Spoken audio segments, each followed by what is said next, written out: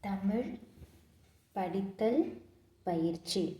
நம்ம ஏற்கனவே உயிரெழுத்துக்கள் மெய்யெழுத்துக்கள் என்னென்னு படிச்சிட்டோம். அதிலிருந்து வார்த்தைகள் எப்படி ஒரு எழுத்துக்களை சேர்த்து வார்த்தைகள் நம்ம படிக்க போகிறோம்.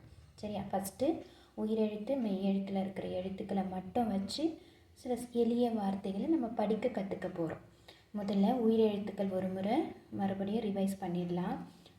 ஆ, ஆ, இ, ஈ, உ, ஊ, ஏ, ஏ, ஐ, ஒ, ஓ, ஔ.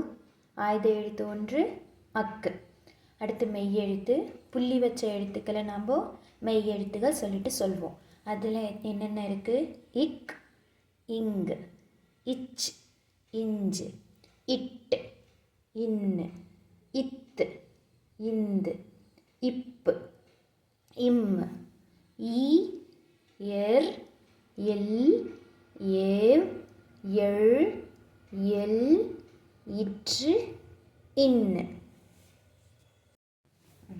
உயிரெழுத்தில் நம்ம முதல்ல எடுத்துக்க போகிற எழுத்து ஆ. ஆ இங்கே இருக்கா? இங்கே இருக்குது. அடுத்து மெய்யெழுத்தில் இம். இம் எங்கே இருக்குது? இங்கே இருக்குது.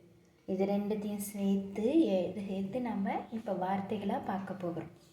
ஆ, இம், அம். ஆ, இம், அம். அடுத்து உயிரெழுத்தில் ஒரு எழுத்து பார்க்கலாம். இது என்ன எழுத்து? ஏ. மெய்யெழுத்தில் அதே இம் எடுத்துக்க போகிறோம். இம்.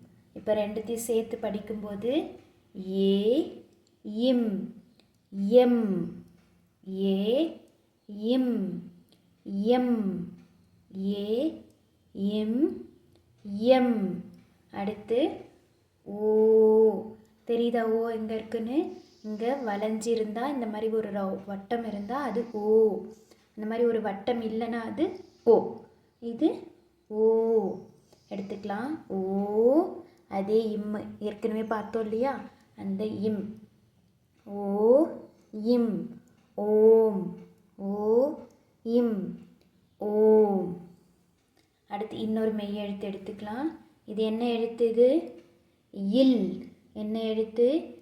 இல். அதே ஆ, ஆ, இல், அல், ஆ, இல் சொல்லுவோம். அது ஒரு தமிழோட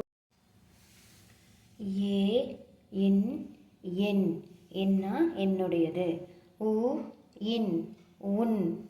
உ, இன், உன். உன்னா உன்னுடையதுங்கிற அர்த்தம். அடுத்து நம்ம இதிலே இந்த ஆவை ஆவா மாற்றும்போது என்னன்னு படிக்கலாம்? ஆ, இல், ஆல். ஆ, இல், ஆல்.